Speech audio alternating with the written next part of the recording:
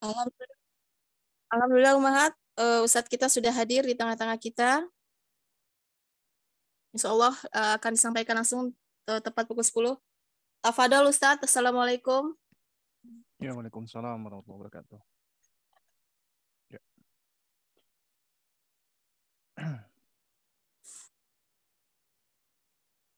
Bismillah, Assalamualaikum warahmatullahi wabarakatuh. Innal hamdalillah nahmaduhu wa nasta'inuhu wa nastaghfiruh wa na'udzu billahi min syururi anfusina wa min sayyiati a'malina. May yahdihillahu fahuwal muhtad wa may yudlil falan tajida lahu waliyyan mursyida. Asyhadu an la ilaha illallah wahdahu la syarika lah wa asyhadu anna Muhammadan abduhu wa rasuluh la nabiyya ba'dahu amma ba'du. Allahumma salli ala Muhammad wa ala ali Muhammad kama sallaita ala Ibrahim wa ala ali Ibrahim wa barik ala Muhammad wa ala ali Muhammad kama barakta ala Ibrahim wa ala ali Ibrahim innaka Hamidum Majid amma ba'du. Para bunda, para ummahat dan akhwat rahimani wa rahimakunallah, alhamdulillah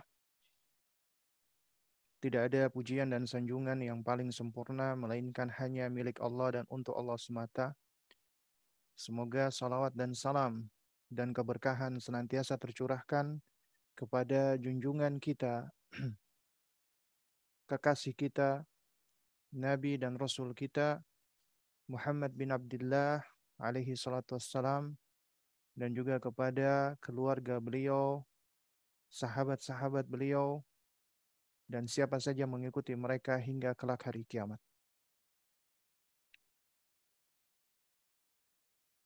Alhamdulillah, betapa banyak nikmat yang Allah Subhanahu wa taala karuniakan. Dan di antara nikmat yang besar itu adalah Allah berikan kita hidayah, Allah berikan kita taufik.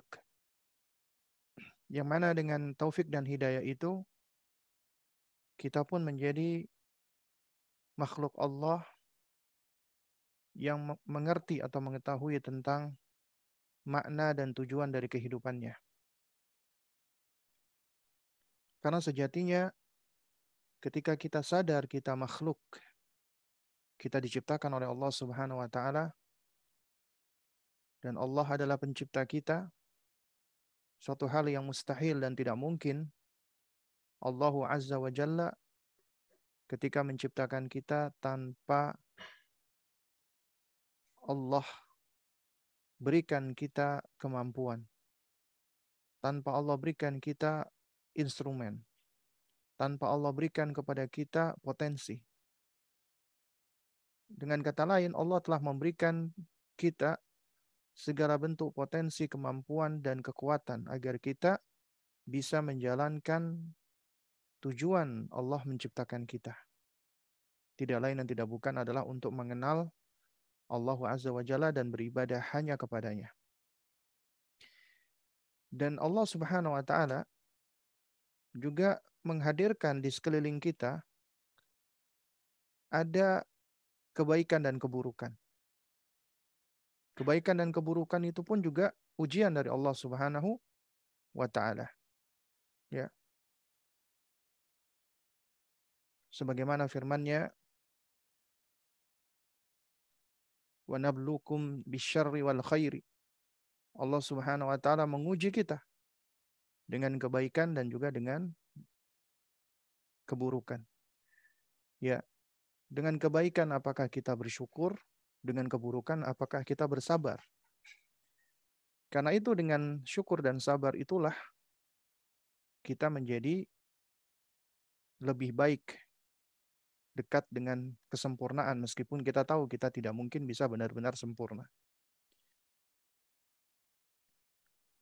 Para akhwat dan ummahat rahimani wa rahimakumullah.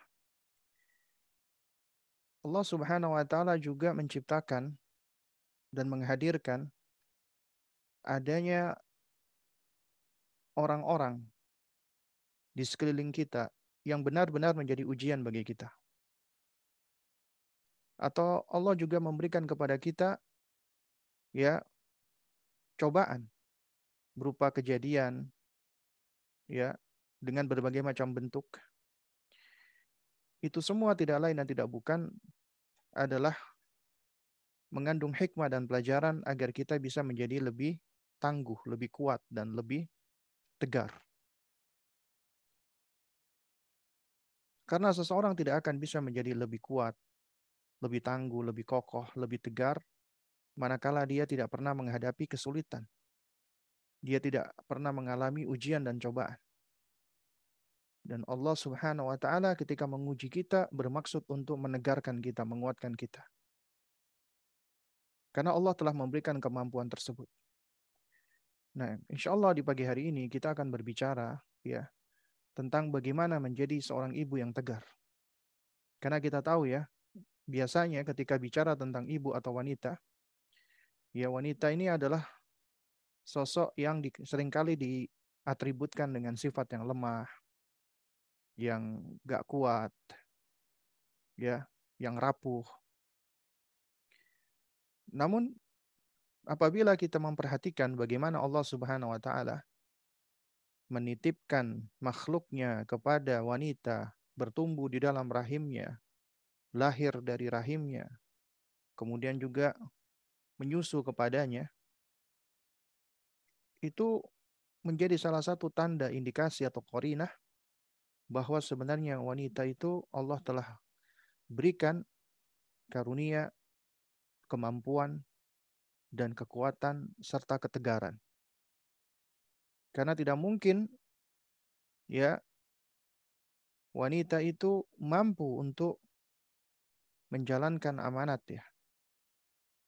Yaitu ketika ada makhluk yang bertumbuh di dalam rahimnya, sementara dia tidak memiliki kekuatan dan ketegaran. Karenanya ya Allah Subhanahu wa Ta'ala sejatinya telah memberikan keistimewaan termasuk berupa ketegaran pada makhluknya. Dan insya Allah di pagi hari ini kita akan bicara ya sejumlah kiat. Ya, kurang lebih ada 13 kiat yang akan kita bicarakan di dalam majelis kita pada pagi hari ini. Nah, baik. Jamaah sekalian mulakan Allah Subhanahu wa Ta'ala. Pertama-tama kita coba dulu nih, pahami apa maksud tegar. Dan kita nggak akan bicara tentang definisi hanya dari sisi bahasa ya. Namun kita coba definisikan apa yang dimaksud dengan tegar. Ketika kita bicara tentang ketegaran di sini, maka tegar di sini tidak keluar dari beberapa poin. Pertama, tegar dalam hal orang yang teguh di dalam pendiriannya. Artinya seseorang harus memiliki pendirian dan dia teguh memegang pendirian tersebut. Itulah orang yang tegar. Orang yang tegar adalah orang yang kuat di dalam memegang prinsip. Dengan kata lain, seseorang dikatakan dia tegar apabila dia punya prinsip dan dia kuat memegang prinsipnya. Itulah wanita yang berintegritas. Ya. Lalu kemudian juga dikatakan tegar apabila seseorang itu dia tabah di dalam menghadapi berbagai macam ujian yang menimpa. Dia sabar di dalam melewati berbagai macam ujian. Dia tangguh di dalam melalui berbagai kesulitan. Dan dia kokoh di dalam menghadapi goncangan. Dia berani di dalam menghadapi konsekuensi-konsekuensi di dalam kehidupan. Dan dia tetap tenang di dalam bertindak. Dan dia pun komitmen dan konsisten. Itulah tegar. Ya.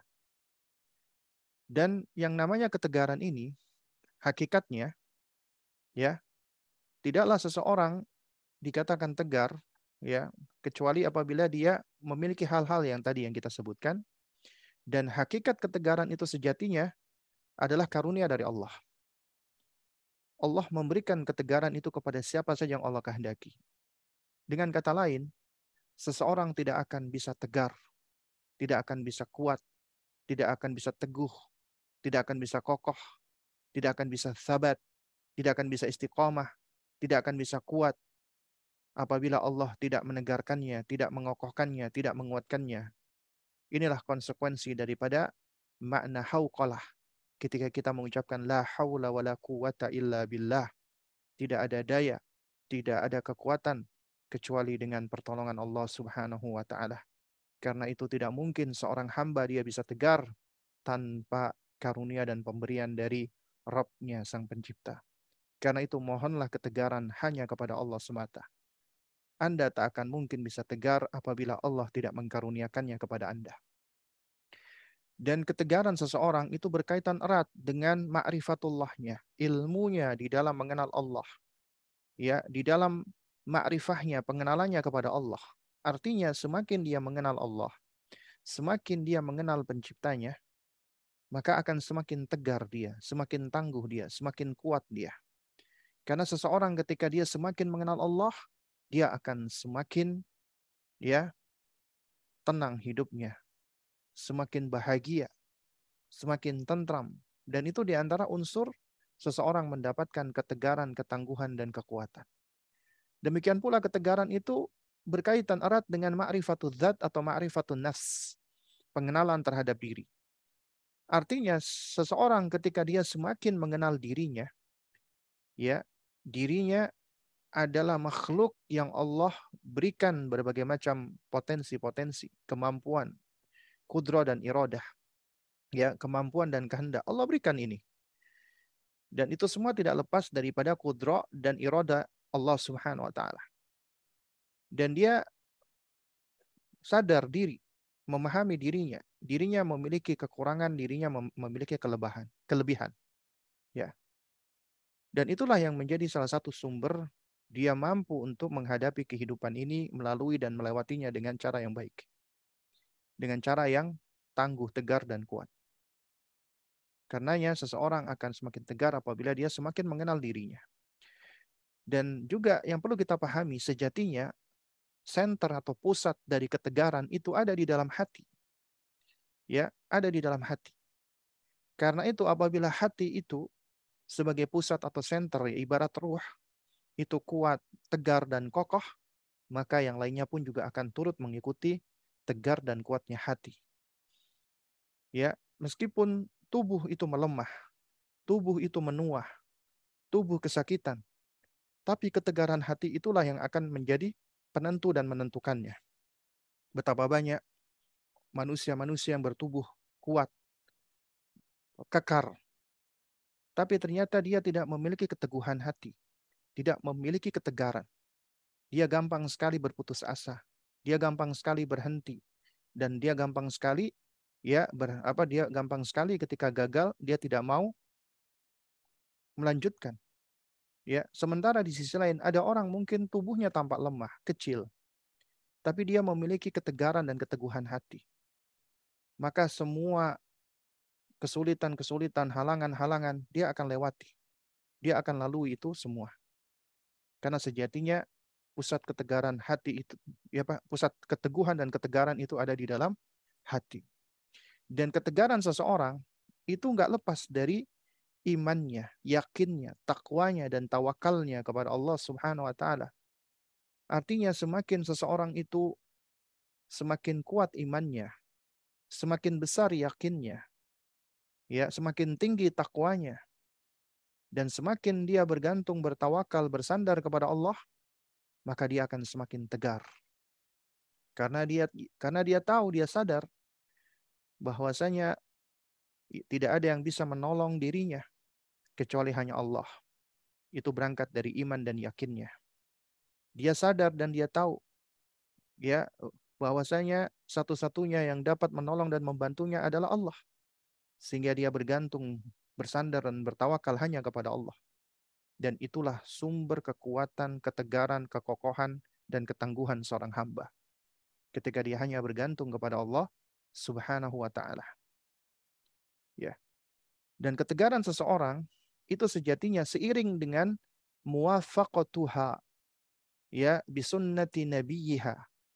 Itu seiring dengan kesesuaiannya dengan tuntunan nabinya sallallahu alaihi wa ala alihi wasallam. Artinya semakin seseorang itu meneladani, mengikuti, mencontoh tuntunan Nabi sallallahu alaihi wasallam, maka dia akan semakin tegar. Kenapa? Karena ketika dia mengikuti tuntunan Nabi, petunjuk Nabi, Allah akan, ya, berikan dia kekuatan. Allah akan berikan dia kemudahan. Allah akan berikan dia kemampuan. Sehingga ketika dia senantiasa berusaha untuk menyesuaikan dirinya dengan tuntunan Nabi, lantaran karena cintanya kepada Rasulullah, lantaran karena keyakinannya bahwasanya tidak ada petunjuk yang paling baik kecuali petunjuknya Rasulullah, ya, lantaran ma'rifahnya, pengetahuannya bahwasanya satu-satunya orang yang layak untuk ditiru dan dicontoh hanyalah Nabi Muhammad SAW. Dan dia tahu dan dia sadar bahwasanya Nabi pun adalah manusia yang paling besar ujiannya, yang paling dahsyat cobaannya. Dan diri kita tidak ada apa-apanya dibandingkan ujian dari Nabi. Tapi disitulah dia sadar bahwa semakin besar cobaan, maka hasilnya, outcome-nya, seseorang akan semakin tangguh, semakin kuat, semakin tegar. Karena itu jangan heran, orang yang di dalam kehidupannya sering mengalami kesulitan, maka dia akan semakin kuat, semakin tegar, semakin tangguh. Berbeda dengan halnya orang yang jarang mengalami kesulitan. Ketika dia mendapatkan kesulitan, dia akan mudah surut mundur ke belakang, nggak mau bangkit kembali. Karenanya tidak berlebihan apabila Nabi SAW mengatakan, Innallaha idza ahabba qauman ibtalahum. Sesungguhnya Allah apabila menguji suatu kaum, sesungguhnya Allah apabila mencintai suatu kaum, Allah akan mengujinya. Artinya ujian itu merupakan bagian dari tanda kecintaan Allah. Karena di balik ujian itu Allah bermaksud menguatkan, mengokohkan, menegarkan hambanya. Karena Allah sudah memberikan kemampuan, tinggal hamba mau atau tidak mempergunakan kemampuan yang Allah berikan itu. Ataukah dia malah surut mundur ke belakang. Kenapa dia mundur ke belakang? Karena dia tidak mengenal Allah. Kemudian dia tidak mengenali dirinya. Dia jauh dari Allah, sehingga Allah pun jauh darinya. Dia lupa dengan Allah, sehingga Allah pun melupakan dirinya. Tapi orang-orang yang mereka mengenal Allah, maka Allah akan senantiasa mengingat dirinya. Dan dia pun, ya, Allah karuniakan dengan yang namanya kekuatan. Juga ketegaran seorang itu bergantung dengan ibadah dan amal salehnya. Artinya semakin baik ibadahnya. Baik itu bukan banyak ya. Tidak selalu bermakna banyak. Karena ibadah yang banyak belum tentu baik. Ya, tapi ibadah yang baik dan banyak lebih baik daripada ibadah baik namun tidak banyak. Ya. Ibadah yang baik lebih baik daripada ibadah yang banyak. Tapi ibadah yang baik dikerjakan dengan banyak, artinya banyaknya di atas kebaikan, di atas tuntunan, maka tentunya lebih baik daripada orang yang beribadah baik sesuai tuntunan tapi kuantitasnya sedikit. Jadi yang menjadi acuan adalah bukan di kuantitas. Al-ibratu laisat bil kathrati. Yang menjadi acuan bukanlah banyak-banyakan ibadah. Tapi yang jadi acuan adalah muwafaqatul sunnati nabi. Yaitu kesesuaian dengan sunnah Rasulullah. Artinya semakin ibadah seseorang semakin baik ya, semakin ahsan. Ya. Dan semakin banyak amal solehnya, ya amal soleh yang banyak ya, bukan cuma amal tapi amal soleh. Maka itu menjadi sebab Allah memberikan keridhaan, kecintaan, rahmat, pertolongan, sehingga Allah akan tegarkan dia. Makanya Allah Subhanahu wa taala mengatakan in tansurullaha yansurkum wa yutsabbit aqdamakum. Apabila engkau ya menolong agama Allah, maka Allah akan menolongmu dan akan meneguhkan, mengokohkan kekuatanmu atau pijakan kakimu. Ya. Nah, inilah hakikat tegar yang sebenarnya. Baik, para ummahat dan para akhwat rahimani wa rahimakumullah. Ya, sekarang kita masuk nih. Kiat-kiat agar tetap tegar dan kuat. Ya, ini saya sarikan di dalam sejumlah risalah yang ditulis oleh para ulama kita. 13 bukanlah batasan, bukan tahdid ya. Tapi ini sebagian dari kiat-kiat ya yang perlu untuk kita ketahui, kita pahami dan kita praktekkan semampu kita. Agar Allah memberikan kepada kita ketegaran, agar kita bisa menjadi manusia yang kuat dengan izin Allah Subhanahu wa taala. Nah, Baik, jamaah sekalian yang dimuliakan Allah Subhanahu wa taala, kiat yang pertama adalah ikhlasulillahi taala. Itu kunci. Kunci semua amalan, kunci semua kebaikan dari amalan dan aktivitas hamba adalah memurnikannya hanya untuk Allah. Itulah konsekuensi dari tauhid. Itulah konsekuensi dari la ilaha illallah.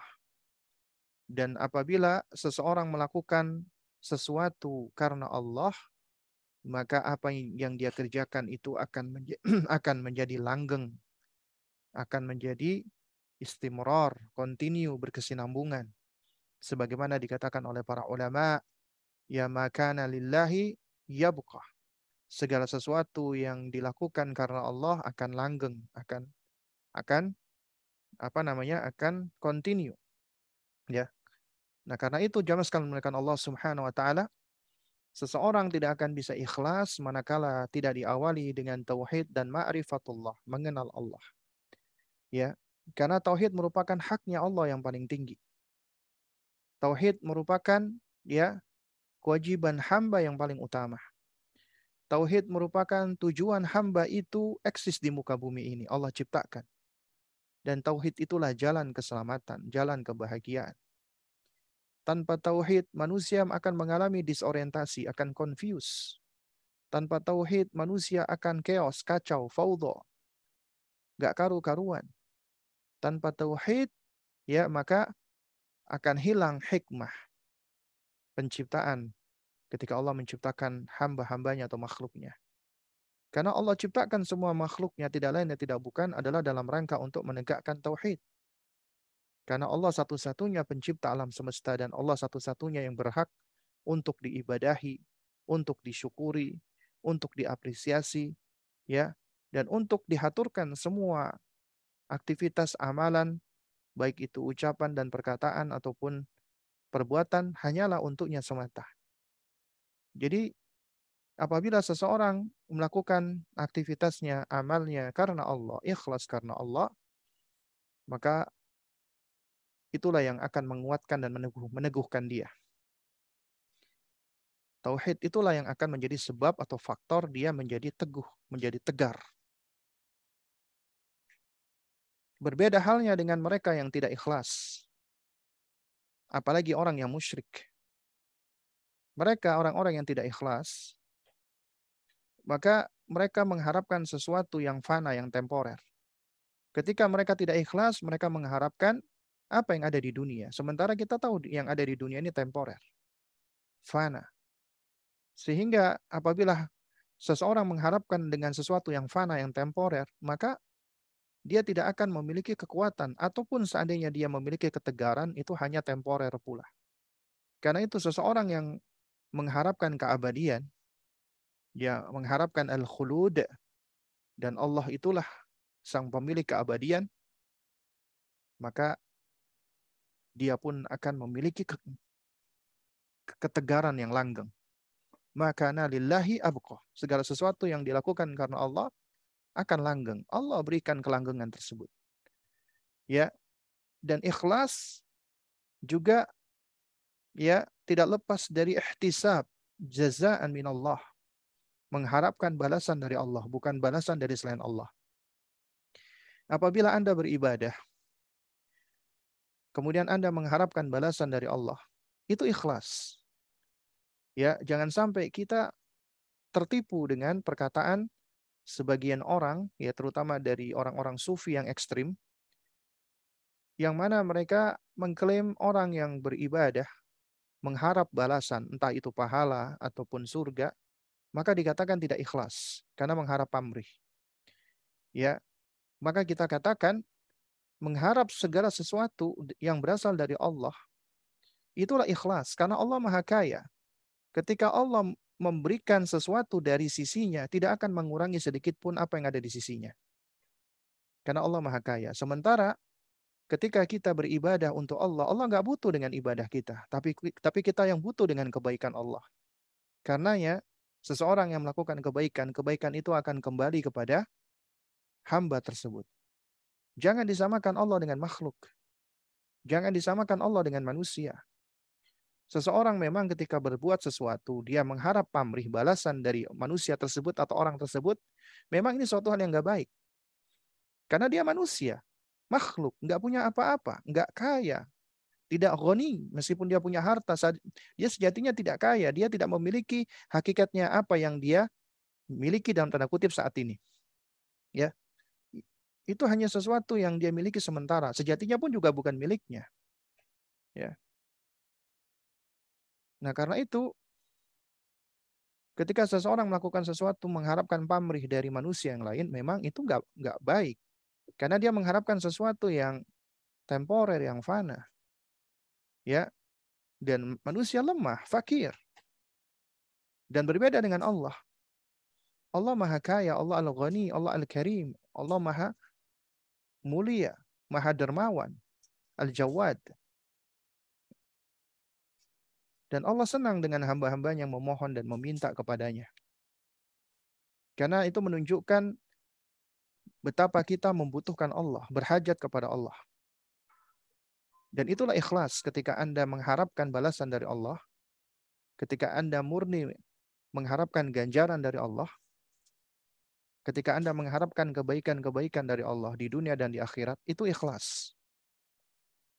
Dan inilah yang akan mengokohkan dan menguatkan serta menegarkan seorang hamba. Karena itu ketika Anda Bluetooth mode.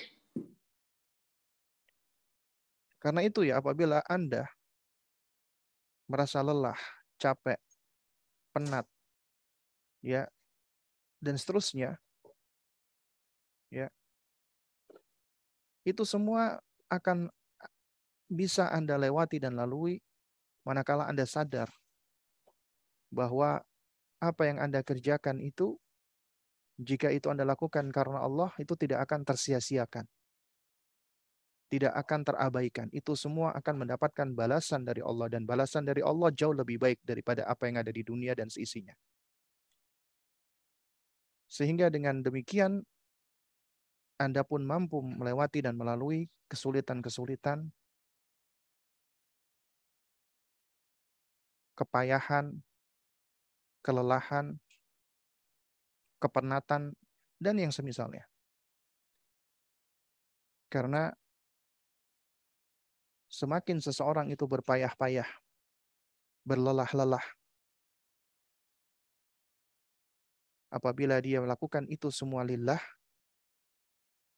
maka balasan yang akan dia dapatkan, yang akan dia peroleh kelak adalah jauh lebih baik daripada apa yang dia kerjakan saat itu. Karena apa yang kita kerjakan apabila dibandingkan dengan balasan Allah, itu enggak sebanding. Amal kita tidak worth it dengan balasan dari Allah. Sekiranya kita beribadah kepada Allah seumur hidup kita, atau Allah berikan kita usia 1.000.000 tahun, kita gunakan untuk beribadah kepada Allah, kemudian Allah membalas kita dengan balasannya, di antaranya surganya Allah. Surganya Allah itu tidak bisa ya digantikan dengan amal kita. Karena amal kita tidak worth it untuk mendapatkan surga Allah. Tapi Allah Maha baik. Allah Azza wa Jalla Maha dermawan. Allah balas kita dengan kebaikan darinya. Sehingga dengan kita memahami tentang hal ini, kita ikhlaskan semua apa yang kita kerjakan adalah untuk Allah, karena Allah, di jalan Allah, maka kita pun akan memiliki ketegaran. Dan itulah sumber ketegaran dan kekuatan Anda. Kemudian yang kedua adalah at-tamassuk bisunnah. Berpegang dengan sunnahnya Nabi kita yang mulia alaihi salatu wassalam. Seseorang tidak mungkin akan memperoleh kekuatan, ketegaran, kesabaran, ketabahan manakala dia tidak mengikuti Nabi yang mulia alaihi salatu wassalam. Karena Nabi manusia yang paling tegar, yang paling kuat, yang paling tabah.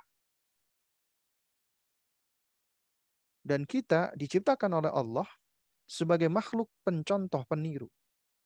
Allah hadirkan para nabi dan rasul sebagai qudwah, uswah, contoh. Sehingga kita dapat meniru mereka. Dan merekalah di antara yang mendorong, memotivasi, dan menghasung kita. untuk menuju dan mendekat kepada Allah. Tidak mungkin seorang itu dia akan mendapatkan ketegaran yang sejati manakala dia tidak tamassuk bi sunnah, berpegang dengan sunnah Nabi. Dan di antara poin atau unsur yang harus dilakukan ketika kita bertamasuk dengan sunnah, berpegang dengan sunnah, adalah kita harus ijtinabul bid'ah wal ahwa. Kita harus menjauhi bid'ah dan hawa nafsu. Karena bid'ah dan hawa nafsu inilah yang menjadi sebab manusia itu ya lemah, berpecah belah, mudah hancur. Karena di antara sebab lemahnya kaum muslimin saat ini ketika mereka jauh dari tuntunan nabinya dan mereka hidup dengan kebid'ahan dan hawa nafsu, mengikuti bid'ah dan hawa nafsu. Karena di antara sebab hancurnya, retaknya, dan rusaknya persatuan karena bid'ah dan mengikuti hawa nafsu. Dan sejatinya tidak ada orang yang tegar, ya, kecuali itu ketegaran palsu yang berangkat dari hiasan-hiasan syaitan ketika mereka ingin mempertahankan bid'ahnya. Tapi sejatinya orang-orang ahli bid'ah dan ahli ahwa itu tendensi dan obsesi mereka dunia. Dunia. Taruhlah mereka berzikir dengan zikir-zikir bid'ah. Tapi biasanya obsesinya dunia. Coba Anda perhatikan. Tidak sedikit di antara mereka misalnya datang kepada seorang kiai atau habib. Bib, tolong kasih ane wirid, Bib. Untuk apa tujuannya? Agar usaha ane lancar. Agar ane disegani. Agar ane begini dan begitu. Tujuannya dunia. Kemudian dikasih oleh habibnya wirid. Ya wirid-wiridnya secara asal adalah ya berasal dari Asmaul Husna mungkin. Atau dari doa-doa. Jadi secara asal tidak salah. Yang salah adalah ketika ditentukan cara-caranya tidak sebagaimana ya atau tidak ada keterangannya dari Rasulullah. Ente baca ya Ghani, ya Jawad, ya Karim setiap jam 11 pagi sebanyak 1111 kali. Dikerjakan. Dia mau berzikir wirid 1111 kali ya di jam 11 siang dan jam 11 malam. Dia mau ngerjakan. Kenapa? Obsesinya dunia, tujuannya dunia. Dia kelihatan istiqomah, tapi itu istiqomah palsu. Ya, syaitan yang menghiasi perbuatannya itu. Lalu di mana salahnya? Ketika seorang misalnya dia menyebut nama-nama Allah Asmaul Husna ketika dalam doa, boleh-boleh saja. Tapi ketika dia mengkhususkan dan membatasi tanpa ada keterangan dari Nabi, maka itu bid'ah. Kenapa harus 1111 kali? Kenapa harus jam 11 pagi dan jam 11 siang? Kenapa harus ini dan itu? Ada tuntunan-tuntunan atau tata cara kaifiat yang tidak pernah diajarkan oleh Nabi. Bukankah Nabi yang paling tahu apa yang paling baik? Bukankah Nabi yang paling tahu zikir yang paling baik? Jika zikir ini dikatakan baik, pertanyaannya apakah Nabi tahu atau tidak? Kalau Anda katakan Nabi tidak tahu, berarti Anda menuduh Nabi jahil, Anda lebih pintar daripada Nabi. Wal'iyadzubillah. Kalau Anda katakan, iya Nabi tahu, maka mana buktinya? Mana buktinya? Adakah hadis yang sampai kepada kita? Berarti tinggal dua kemungkinan. Nabi menyampaikan atau Nabi tidak menyampaikan.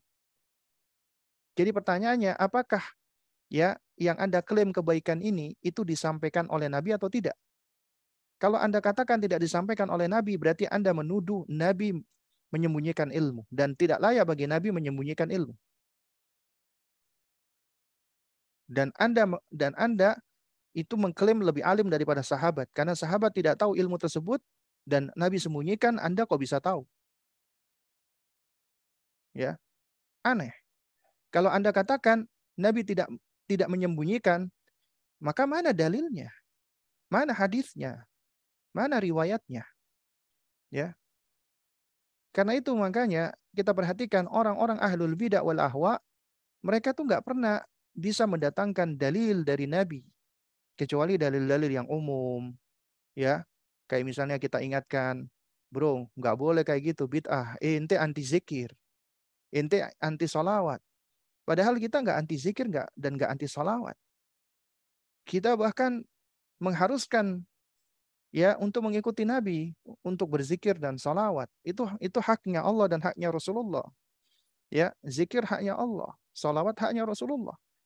Kalau kita anti berarti kita kafir. Berarti seakan-akan Anda mengkafirkan kita. Ya, padahal nggak boleh kita anti dengan zikir dan solawat. Tapi kita anti dengan tata cara yang tidak pernah dituntunkan oleh Nabi kita yang mulia alaihi salam. Kita hanya mencukupkan dengan apa yang datang dari Rasulullah. Itulah at-tamassuk bi sunnah. Makanya Abdullah bin Mas'ud radhiyallahu taala anhu menasihatkan ittabi'u wa la tabtadi'u faqad kufitum. Ikutilah, contohlah, ya ikuti Nabi SAW, ikuti sunnahnya, ittabi'u, ittiba'lah. Wala tabtadi'u, janganlah kamu berbuat bid'ah. Jangan mengada-ada, ngarang-ngarang di dalam agama. Faqad kufitum, karena kamu sudah dicukupi. Faqad kufitum, sudah cukup. Sekiranya kita mencukupkan dengan apa yang datang dari Nabi, hadis-hadis yang ada, kita nggak akan sanggup mengerjakan semua. Nggak sanggup kita kerjakan itu semua. Ya. Lantas kenapa kita malah cari-cari ibadah-ibadah, tuntunan-tuntunan, cara-cara yang tidak diajarkan oleh Nabi? Makanya itu semua akan menjadi sesuatu yang sia-sia, tidak berguna. Sebagaimana kata Nabi, ya, diriwayatkan oleh Ibunda Aisyah, man amila amalan laisa alaihi amruna fahuwa raddun. Siapa yang melaksanakan suatu amalan tidak ada tuntunan dari Nabi, ya, dariku, dari Rasulullah, yaitu amalan di dalam ibadah, maka tertolak. Sia-sia jadinya, sayang. Ya. Nah, kemudian at-tamassuk bi sunnah itu mengharuskan at-tawassut bainal ifrat wa tafrid. Bersikap pertengahan di antara ifrat yang berlebihan dan tafrid yang meremehkan. Ya. Ada mereka orang-orang yang terlalu berlebihan. Ya. Seperti kita tahu ya kisah tentang 3 orang yang mencari informasi tentang Rasulullah SAW. Setelah mendengarkan, mereka mengatakan, wah ini Rasulullah udah dijamin masuk surga. Kalau begitu aku akan berpuasa. Ya, apa namanya? Aku akan berpuasa. Aku tidak akan berbuka. Kalau gitu aku akan sholat malam, tidak tidur. Kalau begitu aku gak menikah. Ya, ketika sampai kepada Nabi, Nabi ingkari, Nabi marah. Ya, Nabi SAW sampai-sampai mengatakan, ya, bukan dalam rangka beliau menyombongkan diri, nggak mungkin Nabi berbuat demikian. Tapi dalam rangka Nabi untuk apa? Untuk menjelaskan sebagai bentuk peringatan. Ya, aku adalah orang yang paling bertakwa dibandingkan kalian. Ya, aku sholat namun aku tidur. Artinya beliau manusia paling bertakwa, beliau sholat dan beliau tidur. Ya, aku berpuasa dan aku berbuka. Dan aku pun menikah. Wa man raghiba an sunnati falaysa minni. Siapa yang enggak suka dengan sunnahku, maka bukan termasuk golonganku. Karena ada orang-orang yang ifrat, yang berlebihan. Akhirnya mereka jatuh kepada kesesatan seperti Khawarij, sebagian orang-orang Sufi. Ya, mereka jatuh kepada ifrat. Nah, di sisi lain ada orang-orang yang tafrid, yang mengentengkan, meremehkan. Ini kebanyakan orang-orang fusak ya. Orang-orang fasik, ahli maksiat. Orang-orang yang suka meremehkan. Ya. Dan ini adalah penghalang-penghalang Allah memberikan kepadanya sabat, kekokohan, ketegaran di dalam agama. Ya.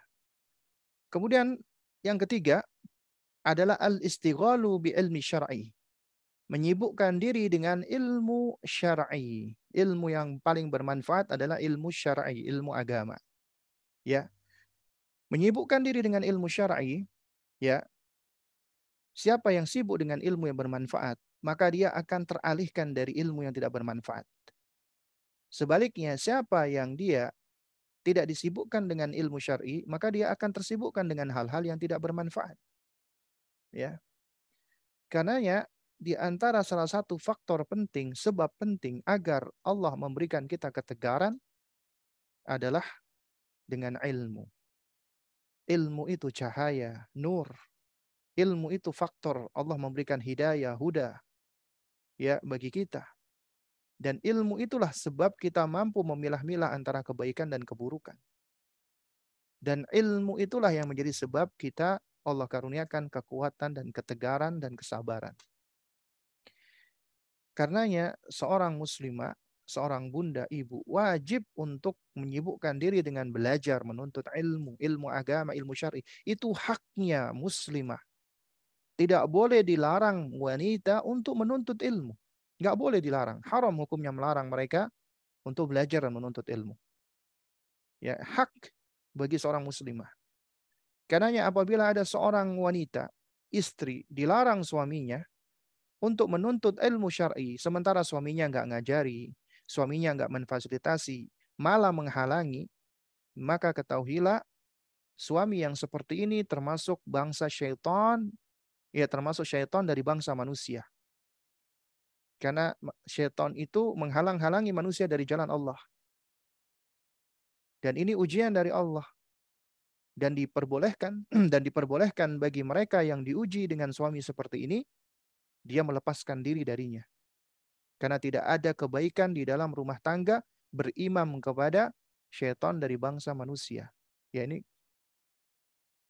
mohon maaf ya kalau mungkin bahasanya agak keras, tapi demikianlah keadaannya. Dan ini adalah yang disebutkan oleh Ibnul Qayyim rahimahullahu taala.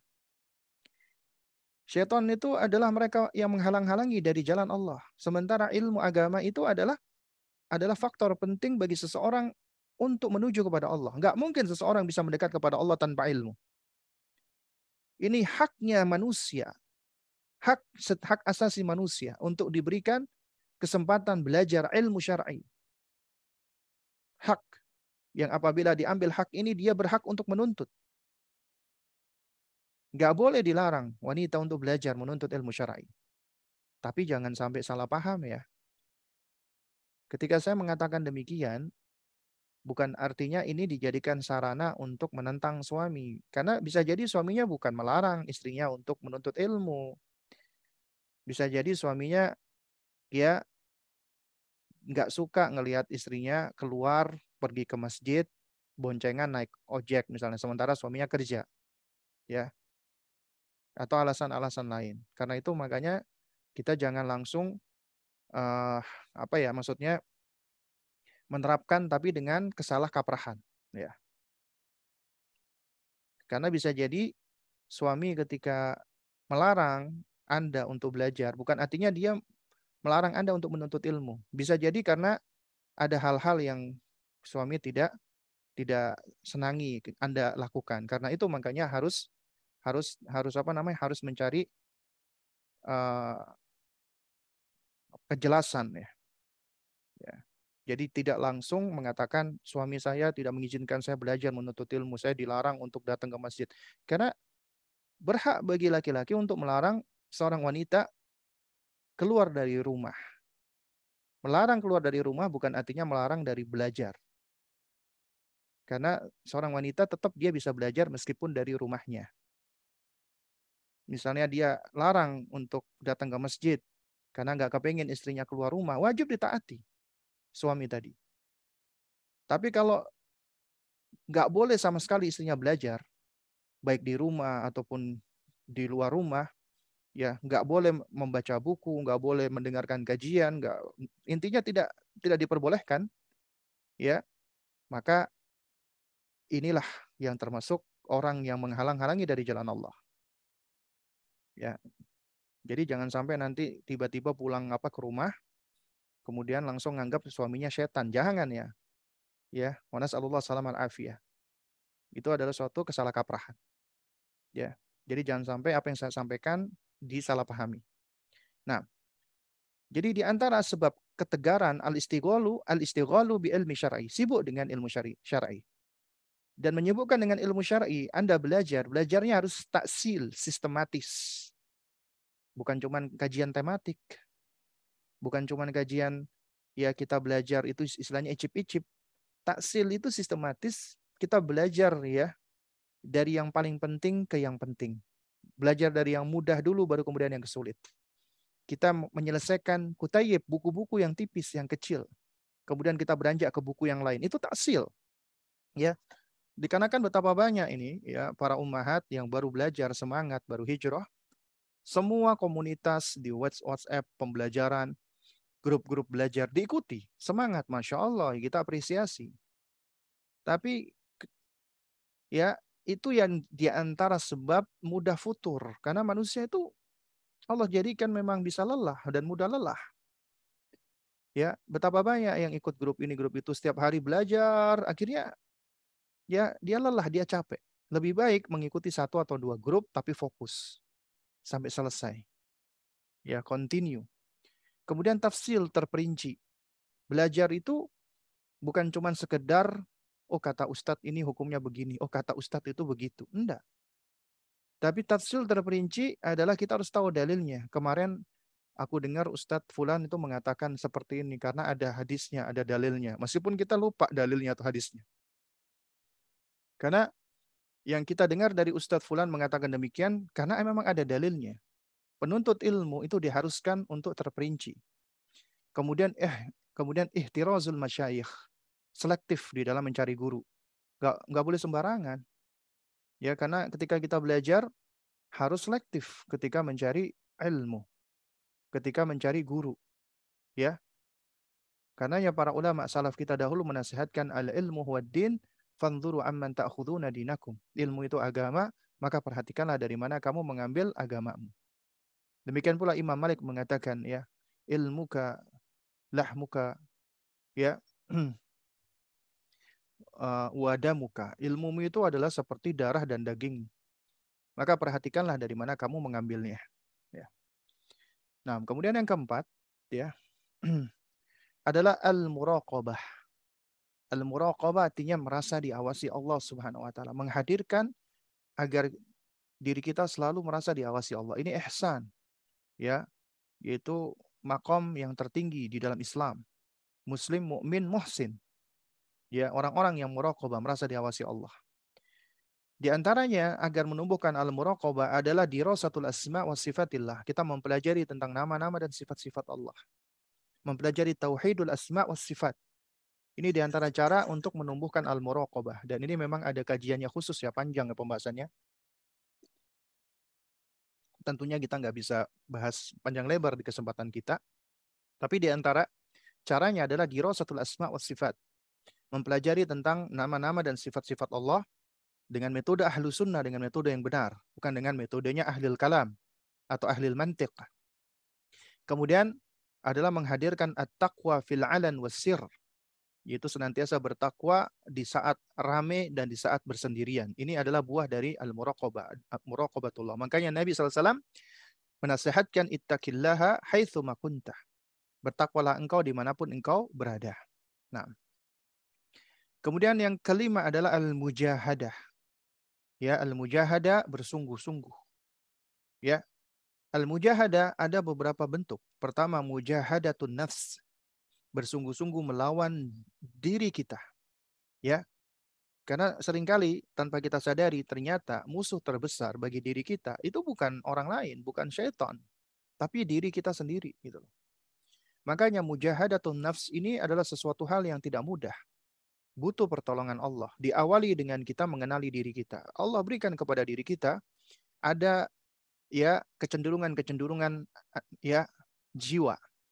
Ya, di antaranya adalah ya jiwa yang ammaratu bisu, yang mengajak kepada keburukan. Ada juga jiwa yang al-mutmainnah, ada yang al-lawwamah ya. Nah, Allah juga memberikan kepada kita adanya hawa nafsu.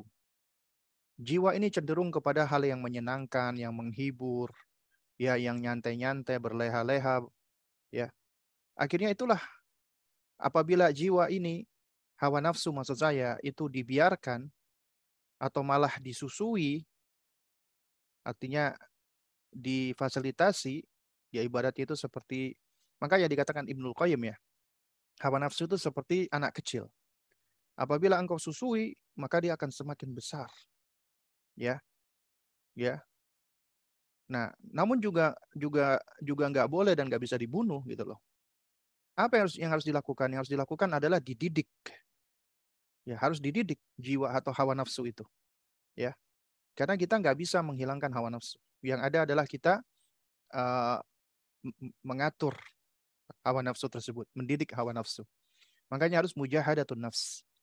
Kemudian mujahadatul ahwa, kita melawan hawa nafsu, ya.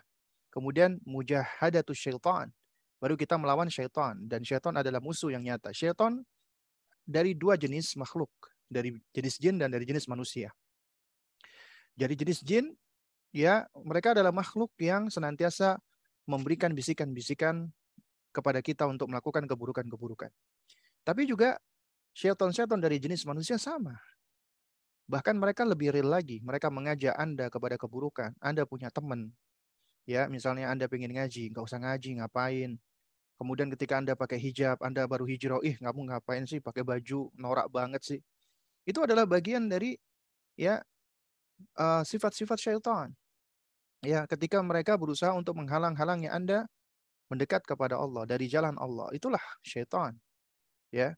Nah, namun kalau kita punya sahabat seperti ini, kita lihat kalau dia masih awam, dia terpengaruh syubhat dan masih besar peluangnya untuk dinasehati, maka kita bersabar menghadapinya. Tapi kalau dia orangnya dominan, ngeyelan, nggak bisa dikasih tahu, susah dikasih tahu, malah kalau kita mendekat sama dia itu isinya kita cuman capek aja, kesal aja, lebih baik dijauhi teman seperti ini.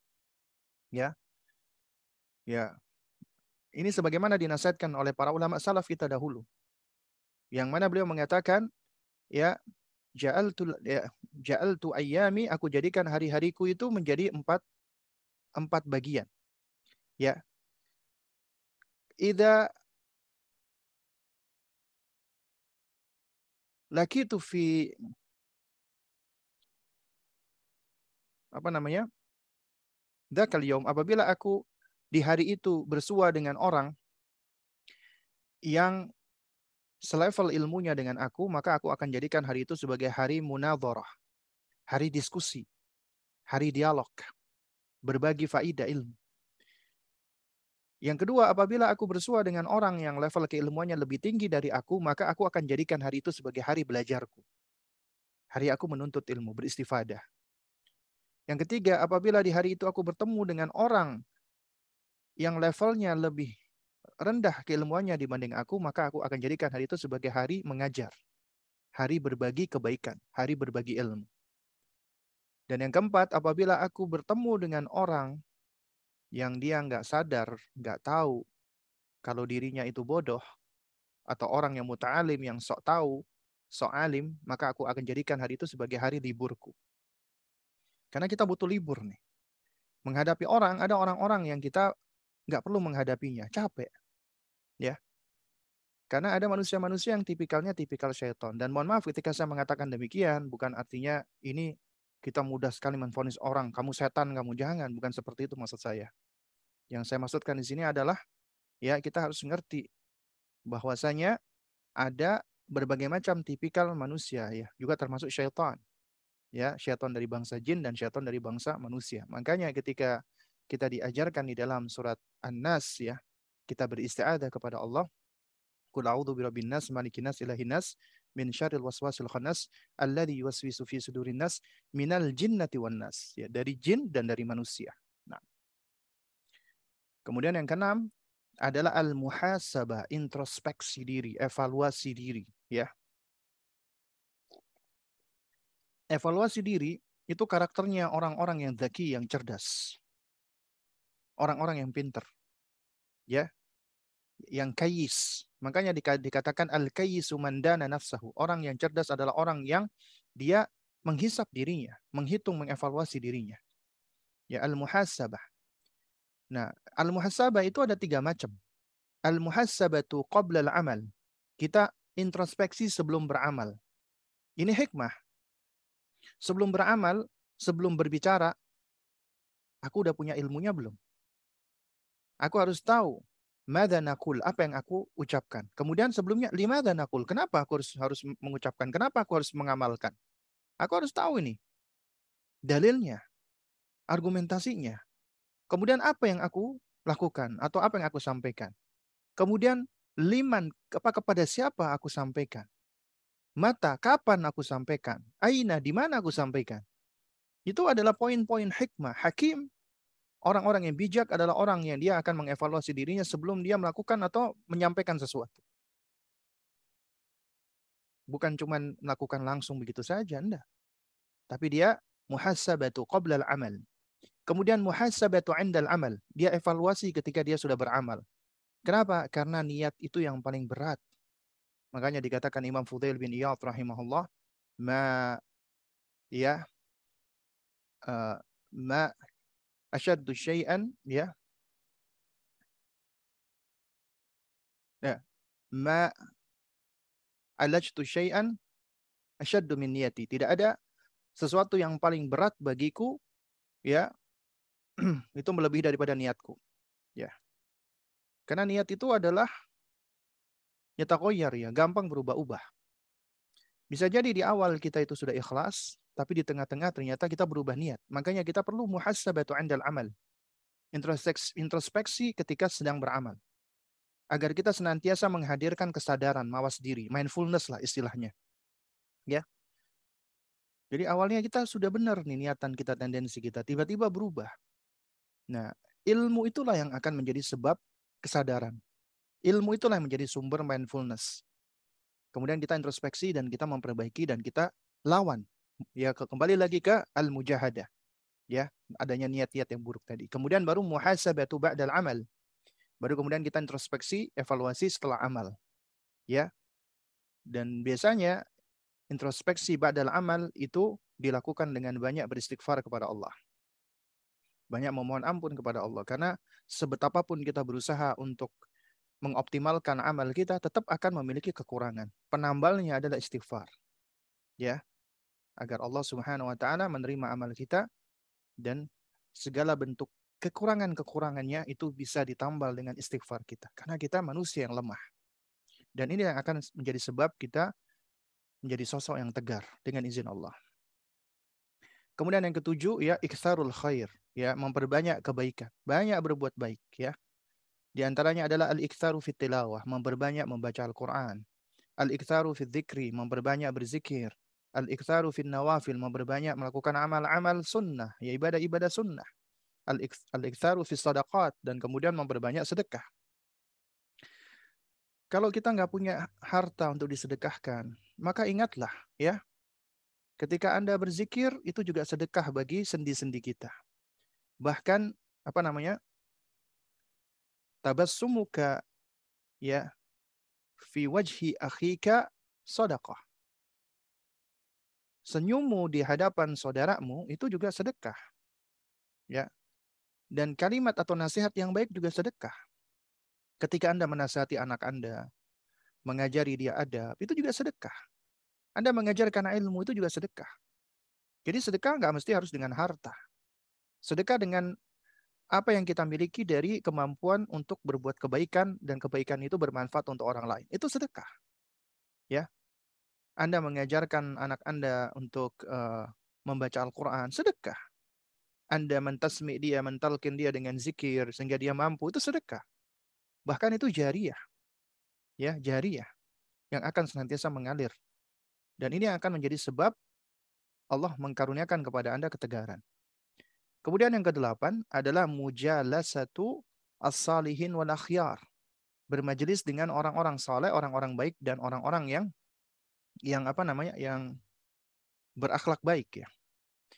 Nah, ini menunjukkan pentingnya bagi kita untuk berhati-hati ketika bersahabat, karena sahabat itu ya sangat berpengaruh. Makanya Nabi mengatakan al-mar'u ala dini khalilihi. Ya, falyanzur biman yukhalilu. Seseorang itu bergantung dengan sahabat, dengan agama sahabat dekatnya. Maka perhatikanlah dengan siapa dia bersahabat dekat. Ya. Makanya dikatakan oleh para ulama, ya sahibu sahib, ya sahabat itu penyeret, ya imma sahibu ilal khairi au ila syarri. Bisa menyeret kepada kebaikan atau kepada keburukan. Ibnu Qayyim rahimahullah taala mengatakan, ya bahwasanya mujalasatu salihin, bermajelis dengan orang-orang saleh, orang-orang yang berilmu, ya, itu akan tuhawwiluka, ya. Itu ada salah terus ya, bukan tuhawwilika, tuhawwiluka min sittatin ila sittatin. Akan mengubah Anda, ya, dari 6 kondisi ke 6 kondisi yang lain. Ya, yang pertama minasyakki ilal yakin. Dari ragu-ragu menjadi yakin. Tadinya Anda suka ragu-ragu, Anda suka bingung, confused. Ketika Anda bermajelis dengan orang berilmu, dengan orang saleh, hilang keraguan-raguan tadi. Yang datang keyakinan. Tadinya Anda menjadi orang yang suka ragu, sekarang menjadi orang yang yakin. Minar riya ilal ikhlas.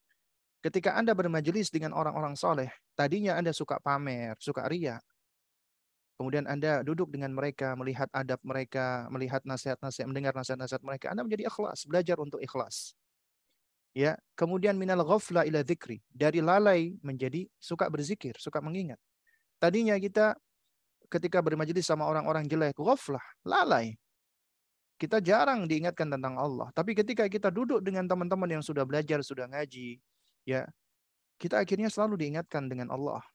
Itulah sahabat-sahabat baik. Jadi apabila Anda punya sahabat yang mengingatkan Anda tentang akhirat Anda, dan dia menginginkan agar dirinya dan Anda itu bersua kembali di jannah, maka pegang erat tangannya. Karena dia adalah sahabat abadi, insya Allah. Kemudian, minar raghbah fid dunya ila raghbah fil akhirah. Yaitu akan merubah Anda. Tadinya Anda itu obsesinya dunia, sekarang Anda terobsesi dengan akhirat. Karena Anda ketika duduk dengan orang berilmu, Anda diingatkan tentang betapa fananya, hinanya dunia ini. Dan betapa kita harus mempersiapkan diri menghadapi akhirat. Kita harus mempersiapkan bekal kita menuju ke kampung akhirat. Kemudian minal kibr ila tawadhu. Dari sombong, arogan menjadi tawadhu. Ya, bisa jadi dulunya kita ketika bergaul dengan teman-teman yang buruk, kita menjadi orang yang arogan, orang yang sombong, suka meremehkan orang lain. Kemudian ketika kita bermujalasah dengan orang-orang saleh, kita menjadi tawadhu. Tapi kalau Anda misalnya udah ngaji, udah belajar, kemudian Anda nongkrong malah semakin sombong, semakin di majelis itu malah menggibai orang lain, ngomongin orang lain. Ini ada loh yang DM saya, ya. Ada akhwat yang DM saya, minta nasihat, Ustadz tolong nasihati kami. Kenapa kami ketika bermajelis sama ibu-ibu atau ummahat atau akhwat, ya. Ini sebagian oknum ya, bukan generalisir ya. Dan pengalaman dari sang penanya.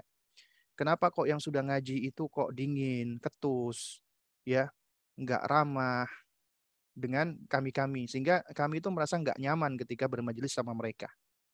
Ya, bahkan kami ketika bermajelis itu kok kayaknya yang diomongin tentang fulanah dan fulanah, ya. Ya, jadi nasihat saya adalah nggak ada jaminan, ya, yang namanya kebaikan itu hanya dilihat dari intensitas seringnya ngaji. Bukan. Kalau orang semakin sering ngaji, seharusnya semakin menjaga lisannya, semakin beradab. Tapi kalau semakin kaku, semakin dingin, bahkan semakin arogan, berarti ilmunya itu ilmu yang belum bermanfaat baginya. Dan itu nggak lepas dari dua sebab. Sebab pertama, bisa jadi dia belajarnya nggak ikhlas, atau ada tendensi-tendensi tertentu, atau yang kedua dia belajarnya nggak benar caranya. Tidak taksil dan tidak taksil tadi. Karena ya Anda perhatikan, nggak mesti orang-orang yang Anda duduk dengannya itu meskipun pakai cadar, pakai niqab itu otomatis baik. Nggak mesti. Ya, karena itu apabila Anda duduk dengan orang-orang yang Anda merasa nyaman dengannya, Anda diingatkan dengan akhirat, ya, Anda diingatkan dengan kebaikan, dan Anda diingatkan ya untuk uh, jauh dari sifat-sifat sombong, maka itu adalah majelis yang baik. Kemudian yang keenam adalah min su'in niyya ila tawadhu.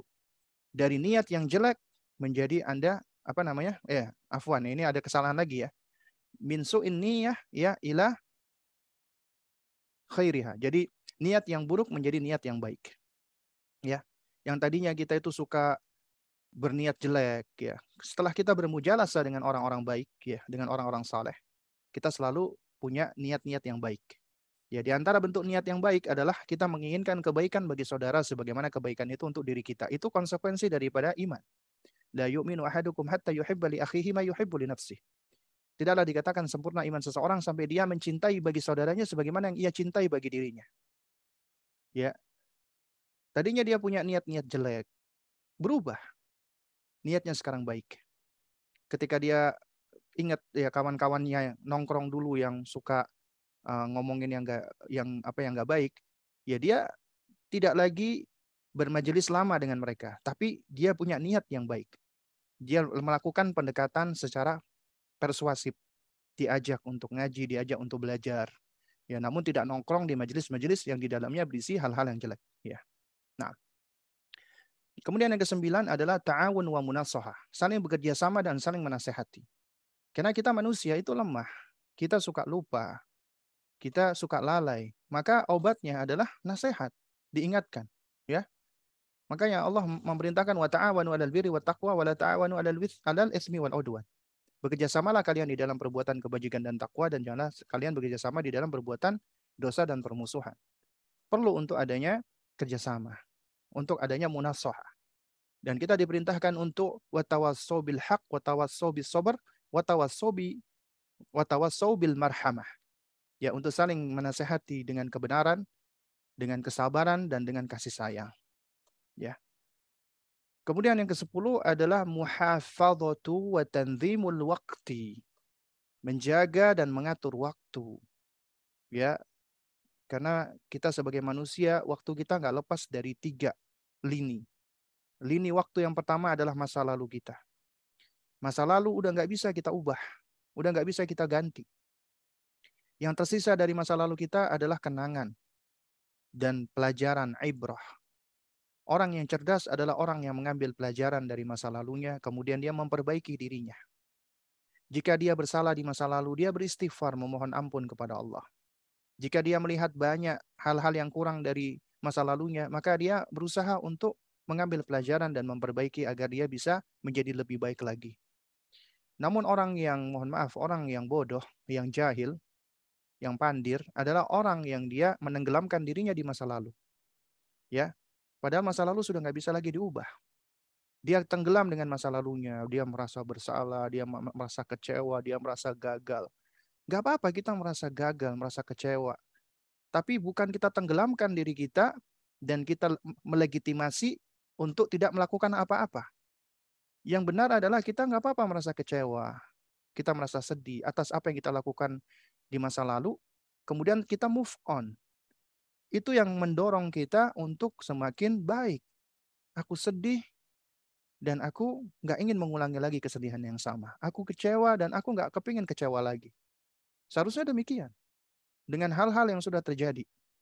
Ya, karena ya manusia yang cerdas, dia tidak akan terkungkung dengan masa lalunya. Dia tidak akan didefinisikan dengan masa lalunya. Dan kita nggak boleh mendefinisikan seseorang dan mendeterminasi seseorang karena masa lalunya. Ya, kita lihat betapa banyak para sahabat Nabi radhiyallahu alaihim ajmain, bahkan ada di antara mereka dahulunya pembunuh, bahkan membunuh kaum muslimin seperti Khalid bin Walid. Tapi ketika beliau sudah masuk Islam, ya beliau sudah move on, Allah hapuskan semua dosa-dosanya. Ya, Allah sudah ampuni semua dosa-dosanya. Dia bagaikan orang yang baru dilahirkan. Itulah kebaikan Allah Subhanahu wa taala. Ya. Makanya kita lihat ya seperti masuk Islamnya seorang yang baru-baru ini viral ya. Andrew Tate ya. Andrew Tate ini memang dikenal orang yang mulutnya judes ya, kasar. Menurut mereka orang-orang barat, tapi fitrahnya masih lurus. Jadi ketika saya mengikuti ya beberapa potongan-potongan videonya, betapa dia itu takjub dengan Islam, ya. Itu mungkin menurut orang-orang barat ini ucapan misoginis menurut mereka. Tapi ini ucapan yang berangkat dari fitrah. Dia ngelihat orang Islam itu orang yang punya prinsip, ya. Islam itu adalah orang yang benar-benar menghargai dan memuliakan wanita. Sementara bangsa barat menurut dia orang yang hipokrit. Meskipun dia ketika itu hidup dalam dia ngakui dia hidup dalam kehidupan yang penuh dengan kemaksiatan. Nah, namun ketika dia masuk Islam, ya, itu banyak dari saudara-saudara kita kaum muslimin yang memberikan nasihat, yang mensupport, yang menyokong dia. Karena ada sebagian orang yang mengatakan bahasanya dosanya sudah terlalu banyak. Meskipun masuk Islam, ya dikatakan tetap aja dia tuh punya banyak dosa. Tapi ketika seorang dia benar-benar masuk Islam, Allah akan ampuni semua dosa-dosanya. Ya, Allah akan hapuskan semua kesalahan-kesalahannya. Itulah kebaikan Allah. Allah Al-Ghafur, Allah ya Al-Afu, Allah At-Tawwab. Ya. Nah, jadi jamaah sekalian menekan Allah Subhanahu wa taala. Ya, itulah pentingnya juga bagi kita untuk muhafadhatul waqt wa tanzimul waqti, mengatur dan menjaga waktu kita. Waktu kita yang masa lampau udah nggak bisa lagi kita ubah, tapi kita bisa mengambil pelajaran. Kemudian waktu yang akan datang kita nggak tahu, ya waktu kita yang akan datang. Karenanya kita jangan tersibukkan dengan angan-angan. Jangan kita termakan dengan taswif, ya kelak aku begini, kelak aku begitu, ya. Jadi boleh kita berencana, boleh kita optimis, bagus. Tapi juga jangan kita terlalu terikat dengan masa depan, ya.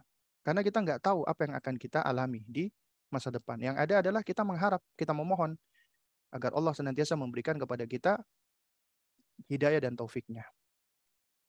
Yang paling penting adalah lini waktu yang pertengahan, yaitu lini waktu saat ini. Saat inilah yang penting. Karena inilah waktu yang Allah berikan kepada kita. Di waktu inilah kita bisa menghirup nafas dan mengembuskan nafas. Di waktu inilah Allah masih mengizinkan kita, jantung kita berdetak, darah kita mengalir, dan seterusnya. Dan setiap dari detak jantung kita itu nggak lepas daripada nikmat yang Allah berikan. Dan kita dituntut untuk senantiasa berusaha bersyukur kepada Allah, meskipun tidak banyak di antara kita yang bersyukur. Dan inilah yang menentukan apa yang bisa kita lakukan saat ini. Ya, apakah kita mengisi waktu-waktu saat ini sekarang ini dengan kebaikan ataukah keburukan? Yang lalu kita bersalah, kita mohon ampun kepada Allah. Yang akan datang, kita berdoa memohon kepada Allah agar Allah memberikan kita taufik. Saat ini itulah yang perlu kita jaga dan kita pelihara. Ya, menjaga waktu yang paling penting adalah saat ini. Untuk apa kita gunakan waktu kita saat ini? Dan kita hidup adalah di saat ini. Yang lalu itu adalah athar yang telah kita tinggalkan. Ya. Maka jagalah waktu Anda. Ya. Nah, kemudian yang ke-11 ya, kita menjelang akhir adalah dirasatu siratin nabawi wa tarikh salihin. Mempelajari sirah Rasulullah dan sejarahnya orang-orang saleh. Karena di dalamnya banyak ibrah, banyak pelajaran. Anda ingin mendapatkan motivasi, mendapatkan dorongan, mendapatkan insight, ya, mendapatkan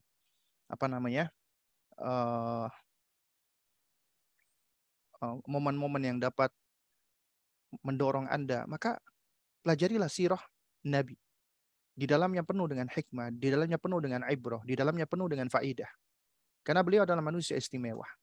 Juga pelajari sejarahnya orang-orang saleh. Karena dari kehidupan mereka kita bisa banyak mengambil pelajaran. Kemudian yang ke-12, banyak berdoa kepada Allah Subhanahu wa taala. Ya. Minta kepada Allah Azza wa Jalla. Isti'adah 'anil asyrar. Kita memohon perlindungan kepada Allah dari keburukan-keburukan. Ya, baik itu keburukan jiwa kita, keburukan amal kita, atau keburukan syaitan, atau keburukan orang lain kepada kita, makhluk-makhluk Allah yang lainnya. Ya. Maka kita beristi'adah, memohon perlindungan kepada Allah. Kemudian kita senantiasa beristi'anah, meminta tolong kepada Allah. Ihdinas siratal mustaqim. Ya. Iyyaka na'budu wa iyyaka nasta'in. Hanya kepadamu ya Allah kami beribadah dan hanya kepadamu ya Allah kami beristi'anah, memohon pertolongan. Sebagaimana nasihat Nabi kepada Abdullah bin Abbas radhiyallahu taala anhuma, ya idza sa'alta fas'alillah wa idza sta'anta fasta'in billah. Jika kamu meminta, minta kepada Allah. Jika kamu ingin mohon pertolongan kepada Allah. Allah Al-Mu'in yang bisa menolong Anda, An-Nasir yang bisa memberikan nusrah kepada Anda. Tidak selainnya. Hanya Allah yang bisa. Kemudian su'alul hidayah wa taufiq wal khairat wa ni'am. Minta hidayah kepada Allah, minta taufik kepada Allah, minta kebaikan kepada Allah, minta nikmat kepada Allah. Ya. Minta segala bentuk hajat yang Anda inginkan kepada Allah. Ya. Minta segala bentuk kebaikan-kebaikan buat diri Anda, keluarga Anda, dan yang lainnya. Mintalah kepada Allah Subhanahu wa taala. Namun iringi permohonan tersebut dengan adab kepada Allah. awali dengan memuji Allah, bersolawat kepada Nabi, ya. Kemudian mintalah kebaikan dulu untuk diri Anda baru kepada orang lain. Di antara adab kita berdoa sebelum kita meminta kebaikan untuk anak kita atau untuk orang lain, termasuk orang tua kita, mintalah kebaikan itu untuk diri kita. Karena sebagaimana orang tua kita, anak kita membutuhkannya, kita pun juga lebih butuh kepada kebaikan tersebut. Karenanya jangan engkau haramkan dirimu dari kebaikan tersebut. Makanya kita diajarkan ketika memohon ampunan, ya, mendoakan orang tua kita, kita diajarkan Robbi ghfirli wali walidayya. Ya Allah, ampuni aku dan ampuni kedua orang tuaku. Karena selain orang tua kita membutuhkan maghfirah, kita pun juga butuh maghfirah dari Allah Subhanahu wa taala. Ya. Juga kita doakan Allahumma barik li walahum. Ya Allah, berkahi aku dan berkahi mereka. Ya. Juga Allahumma hdini. Ya Allah, berikanlah aku petunjuk. Dan kemudian berikanlah juga mereka petunjuk, berikanlah anakku petunjuk. Maka awali dengan meminta kebaikan itu untuk diri kita. Karena diri kita juga berhak mendapatkan kebaikan-kebaikan dari Allah. Jangan pelit untuk diri kita. Karena itu bagian konsekuensi dari kita mengenali diri kita dan mencintai diri kita. Dan self-care. Kita harus ngurusin tentang diri kita. Kita minta kebaikan itu untuk diri kita sebelum orang lain. Kemudian jangan tergesa-gesa ketika meminta kepada Allah. Ya Allah, kenapa engkau tidak begini? Ya Allah, kenapa aku belum ini? Kenapa aku begitu? Kenapa? Ya, itu diantara penghalang Allah mengabulkan doa-doa kita. Lantaran kita tergesa-gesa. Nah, kemudian yang terakhir, bertawakal kepada Allah. Serahkan semuanya kepada Allah. Karena hanya Allah yang menentukan semuanya. Hakikat tawakal adalah ta'alluqul qalbi billah. Bergantungnya hati kita kepada Allah Subhanahu wa taala. Yaitu ma'a azima fi sa'yi. Yaitu kita bergantung kepada Allah tapi tetap disertai dengan usaha, dengan ikhtiar. Bukan cuman kita berharap, bertawakal tapi kita nggak melakukan apa-apa, ya. Jadi kita harus berusaha, ikhtiar dulu baru tawakal, ya. Sebagaimana ada seseorang yang dia datang dengan untanya di hadapan masjid, kemudian dia bertanya kepada Rasulullah, "Ya Rasulullah, ya, apakah aku ikat dulu untaku kemudian aku bertawakal ataukah aku langsung bertawakal?" Ya, kata Nabi SAW, ya, alikha, ikat dulu untamu, ya, kemudian bertawakallah kepada Allah. Harus usaha. Kemudian yang kedua adalah ma'aridha bil qada. Baru kemudian setelah itu adalah belajar untuk, ya, ridha dengan keputusan Allah, apapun keputusannya. Kita ridha, ya. Nah, itulah tawakal yang sebenarnya. Jadi kalau ma'azima fis sa'yi bi akhdil asbab, kita mengambil sebab, ma'aridha bil qada yaitu kita ridha dengan keputusan Allah qabla sa'yi, artinya sebelum kita berikhtiar, dan ba'da sa'yi, setelah kita berikhtiar. Ya, mudah-mudahan sedikit ini bisa memberikan manfaat untuk kita semua, ya, dan itulah 13 langkah atau kiat agar Allah mengkaruniakan kepada kita ketegaran. Nah, baik, untuk berikutnya mungkin ada pertanyaan, silakan. Saya coba lihat di chat ya. Ya, ini sudah banyak ternyata pertanyaan yang masuk ya. Subhanallah. Nah, Assalamualaikum. Semoga Allah memberikan keberkahan. Amin wa anti kadzalik. Bagaimana dengan sikap kita sebagai anak perempuan tertua jika orang tua kita, terutama ibu, selalu mengutarakan keluh kesah dan masalahnya ke kita dengan alasan bingung harus cerita ke siapa lagi? Lalu apakah kita boleh jika saat menjadi ibu melakukan hal tersebut juga kepada anak? Nah, jadi yang pertama, kita berusaha untuk menimbang hal ini dengan ilmu kita. Dan ilmu itu adalah bagian dari taufik Allah Subhanahu wa taala. Karena begini ya, kunci yang harus kita camkan di dalam benak kita, mindset kita, adalah kita tidak mampu, ya, untuk menyebabkan orang lain melakukan sesuatu. Tapi Allah berikan kepada kita kemampuan terhadap diri kita untuk melakukan sesuatu. Ya, ini pahami ya, ini kunci mendasar. Diri kita, Allah berikan kepada kita kemampuan untuk melakukan sesuatu, untuk merespon sesuatu. Ya, artinya kita mampu untuk, ya, untuk apa ya? Untuk melakukan sesuatu dari diri kita. Tapi kita nggak mampu menyebabkan orang lain itu melakukan sesuatu. Nggak mampu, itu berada di tangan Allah. Nah, memang kita pun nggak lepas dari ketentuan Allah. Tapi Allah lebih memberikan kepada kita kemampuan ya kepada diri kita untuk melakukan sesuatu. Contohnya begini, kita seringkali mendengarkan quote ya atau nasihat ya. Jadi kita nggak bisa ya menjadikan orang lain itu, kita nggak bisa mengatur apa yang dikatakan orang lain terhadap diri kita. Kita nggak bisa ngatur. Tapi kita bisa ngatur apa yang kita ucapkan kepada orang lain. Nah, ini yang saya maksudkan. Jadi mudah-mudahan bisa dipahami ya. Ini mindset yang harus kita bangun. Artinya dengan mindset ini kita bisa selalu membangun ya husnudzon. Kita selalu bisa menempatkan diri kita berada di dalam kebaikan insya Allah. Contoh misalnya seperti penanya. Si ibu selalu berkeluh kesah. Ya, berkeluh kesah menceritakan tentang ini, tentang itu, apakah pada diri kita. Memang kita nggak bisa pungkiri sebagai manusia, kita bisa lelah, kita bisa capek. Kadang-kadang kita sebel, dikit-dikit mengeluh, dikit-dikit. Itu memang manusiawi kita, gitu loh. Ya. Tapi ketika Anda sampaikan, Anda nasihatkan kepada ibu Anda, Bu, jangan begini, Bu. Bu, nggak boleh begitu. Ya, artinya apa yang dikeluarkan oleh ibu kita, diutarakan oleh ibu kita, itu sesuatu yang kita nggak bisa mengaturnya. Tapi kita bisa mengatur diri kita untuk tidak melakukan hal yang sama.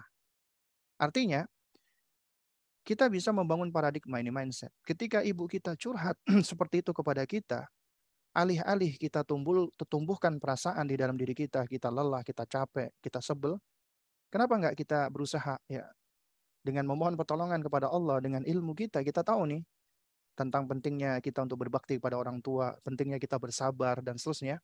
Kita geser itu semua perasaan-perasaan tadi, kemudian kita hadirkan ya perasaan ibuku ternyata percaya sama aku. Beliau percaya dengan aku. Sehingga akhirnya beliau merasa nyaman ketika bercerita kepada diriku.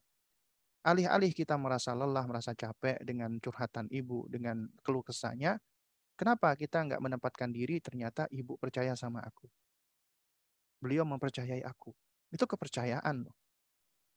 Nah, berarti ketika beliau curhat seperti ini, sebenarnya beliau merasa nyaman dengan diri aku. Nah, sehingga kelak pelan-pelan kita bisa arahkan. Berarti apa ketika ibu curhat seperti itu, ya itu ya apa namanya, itu bisa menjadi sebab kita memberikan kebaikan. Ya, misalnya ketika ngomong ini gimana nih adikmu begini, iya Bu. Ya, ya kita sampaikan nasihat ya kalau menurut saya sih Bu, adik itu mungkin memang butuh nasihat ya. Adik memang butuh gini. Ya jadi kita berusaha untuk berempati itu loh dengan sang ibu. Itu yang pertama. Kemudian yang kedua, bagaimana Ustadz ketika saya juga nanti apa namanya kepada anak saya khawatir melakukan hal seperti itu kepada anak saya. Berarti Anda punya kemampuan nih untuk untuk menimbang. Ketika Anda dicurhati oleh ibu Anda dengan keluh kesah, Anda merasa tidak nyaman, ya kan? Tapi Anda belajar supaya ketidaknyamanan ini Anda geser, Anda merasa bahwasanya Anda dipercaya oleh ibu Anda sehingga Anda bisa bersabar menghadapinya. Nah, kemudian terhadap anak Anda, ya, itu kembali lagi ke poin tadi. Anda mampu untuk mengatur apa yang ada di dalam diri Anda. Artinya, ya, kalau Anda merasa bahwasanya Anda tidak nyaman, Anda nggak kepingin dong anak Anda juga merasakan yang sama. Karena itu makanya Anda tidak perlu melakukan hal yang sama dilakukan ibu Anda, ya, kepada putri Anda atau kepada anak Anda. Ya, jadi Anda tidak perlu melakukan hal yang sama. Ya, cukup ibu Anda curhat kepada Anda berkeluh kesah. Tapi bukan artinya Anda nggak perlu curhat kepada anak Anda. Butuh, perlu. Itu bagian dari bonding attachment. Sesekali Anda perlu.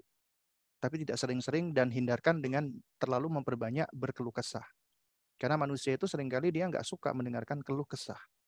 Karenanya kalau kita mau berkeluh kesah, kita berkeluh kesah kepada Allah, ya. Karena Allah lah yang bisa menolong kita. Bukan mengeluhkan Allah, bukan ya, tapi kita mengeluhkan ya tentang kondisi kita, menunjukkan kita tuh lemah, kita butuh pertolongan kepada Allah, ya. Nah, jadi kalau ditanya apakah boleh ketika saat menjadi ibu melakukan hal tersebut, maka Anda kembalikan gitu loh. Allah berikan kemampuan untuk bisa menimbang. Kalau hal itu membuat anak Anda menjadi tidak nyaman, maka jangan lakukan. Jangan Anda tularkan ketidaknyamanan yang Anda rasakan kepada anak Anda. Di sisi lain, ketika Anda merasa tidak nyaman, Anda berusaha struggling. Struggle, ya, apa yang tidak nyaman tadi Anda usahakan supaya Anda tetap bisa merasa nyaman. Nah, itu diantara poin yang harus kita pahami. Nah, bagaimana cara menyikapi anak-anak yang mulai besar dan beranjak remaja ketika diberikan nasihat, tapi selalu dijawab dengan alasan sesuai pemikiran mereka yang akhirnya berujung debat dan tidak menemukan solusi? Ya, caranya adalah memperbaiki cara kita memberikan nasihat. Ya, makanya nasihat itu membutuhkan seni. Nasihat itu fannun, seni memberikan nasihat. Dan seni di dalam memberikan nasihat tidak ujuk-ujuk itu mampu dikuasai oleh kita. Karena itu butuh yang namanya pengalaman, butuh jam terbang, dan butuh ilmu, butuh hikmah. Ya, manusia itu tidak serta-merta dia menguasai sesuatu. Itu ada proses. Nah, demikian pula ketika Anda menghadapi anak Anda, di situ ada proses. Dan Allah telah memberikan kepada Anda kemampuan untuk beradaptasi, untuk adjustment. Ya, tinggal bagaimana kita mau mempergunakan atau enggak. Karena kecenderungan kita tuh males gitu loh. Seakan-akan kita udah kasih 1 kali, 2 kali, 3 kali, udahlah daripada debat. Padahal masih banyak cara-cara lain sebenarnya yang bisa kita lakukan. Ya. Dan kemudian juga sebelum kita memberikan nasihat, juga kita perlu perhatikan nih. Ya. Apa yang menyebabkan anak kita itu dia tidak mendengarkan nasihat kita? Kenapa dia kok nggak mau dengerin nasihat kita? Apakah ada yang salah dengan nasihat kita, ataukah salah dengan cara kita memberikan nasihat, atau ada yang salah dengan diri kita, hubungan kita dengan anak kita? Itu yang perlu untuk kita perhatikan. Karena itu pijakannya, ketika Anda hendak memberikan nasihat kepada anak Anda yang berusia remaja khususnya, usia balik, pertama, ya, lihat dulu koneksi Anda kepada Allah. Perbaiki koneksi Anda pertama kali kepada Allah. Itu kaidah itu. Karena apabila Anda memiliki koneksi atau memperbaiki koneksi Anda dengan Allah, maka Allah akan membantu Anda memperbaiki koneksi Anda dengan selainnya. Man aslaha ma bainahu wa bainallah. Siapa yang memperbaiki hubungannya dengan Allah, maka Allah akan membantu dia memperbaiki hubungannya dengan selain Allah. Jadi perhatikan koneksi Anda kepada Allah. Artinya, kita perlu untuk lebih banyak menguatkan bonding kita, koneksi kita dengan Allah. Beribadah, sholat malam, zikir, tilawatul Quran, dan seterusnya. Ya, itu kunci. Kemudian yang kedua, ya, apa namanya? Ketika Anda hendak mengkoreksi anak Anda, maka pertama kali koreksi dulu diri kita. Jangan langsung mengoreksi orang lain, termasuk anak kita, sebelum kita mengoreksi diri kita. Makanya penting bagi kita untuk evaluasi, muhasabah. Apalagi anak, sebenarnya apa yang dia lakukan dari keburukan itu nggak lepas dari pengaruh-pengaruh, ya sedikit banyak dari kita sebagai orang tua. Maka sebelum kita mengoreksi dia, koreksi dulu diri kita. Kemudian yang ketiga, sebelum kita mengoreksi anak kita, maka hendaknya kita mengedepankan koneksi dulu, menguatkan koneksi kita dengan anak. Ya, artinya kita perlu untuk memperlakukan anak kita dengan perlakuan yang baik agar kita tetap terkoneksi. Attachment itu, bonding itu tetap terjaga. Umumnya ketika anak sudah remaja, itu seringkali koneksinya dengan orang tuanya itu semakin kendur. Bahkan nyaris putus. Anak merasa tidak nyaman, tidak percaya dengan orang tuanya. Maka jaga kenyamanan, keamanan, dan kepercayaan tersebut. Agar mereka merasa comfort. Agar mereka merasa memiliki trust. Agar mereka merasa secure ketika berhadapan dengan orang tuanya. Dan ulama kita sudah menasihatkan di usia seperti ini adalah wasahibhum. Bersahabatlah dengan dia. Lakukan pendekatan seperti sahabat. Ya, berarti kaidahnya adalah sebagaimana nasihat Nabi SAW, ya falyati ilan nasi kama tuhibbu an yu'ta ilaihi. Hendaknya engkau perlakukan manusia, orang lain sebagaimana engkau ingin diperlakukan. Kalau Anda nggak suka, Anda digurui, Anda banyak dinasehati, Anda banyak dilarang, jangan lakukan hal itu. Karena dahulukan dulu ya connection before correction. Makanya Nabi SAW, manusia yang istimewa ini, ketika berdakwah, beliau lakukan adalah ta'liful qulub, melunakkan hati dulu, menggait hati dulu. Karena apabila hati itu sudah tergait, ya sudah tertawan, maka akan mudah diberikan nasihat. Dan ini memang butuh waktu, butuh proses. Ya.